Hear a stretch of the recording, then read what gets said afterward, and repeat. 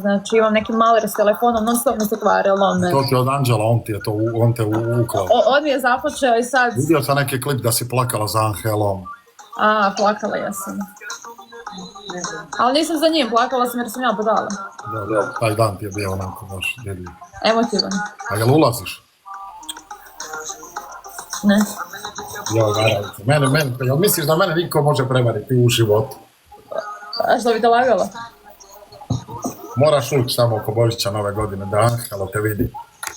Baš mene briga za njega. Imaš ti sad bivših tamo koliko hoćeš, Matora, Angelo, Filip. Puno kapa. Ja samo što se upalila, evo nisam, znači, 2 minuta sam u live-u, ti si me pozvala. Bre, ne znam, vidjet ćemo. Nikad se ne zna. Možete sutra već da me vidite na TV-u. Znam što. Nikad se ne zna. Angelo bi bio sretan, ti moraš ući, dobro, tebi je, ti moraš sad, kako ćeš? Što? Ono Matora tamo, mislim moraš, ne moraš, ali... Pa šta je sa njom? Ja volim za sebe. Da, ali kao ona, pa Angelo, pa Đukić. Pa ispravo ti kažemo od svih njih, mene jedino možda interesuje Đukić i to je to. Bil se opalila s Đukićem realno, sad kad bi ušla? To ne bih se opalila sa njim, brate, mi smo... A mislim ono... Mi smo drugari.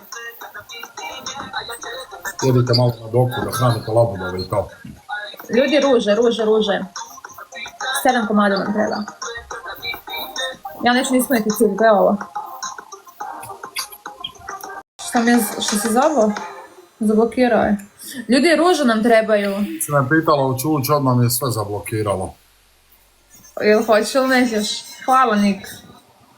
Neću, kaki. Što? A imam i, nemam to uopće u planu, a imam obaveze, neke ugovore druge za onaj box, za hell, za ovo, za ono i... U 10 čavu. Sljedeće.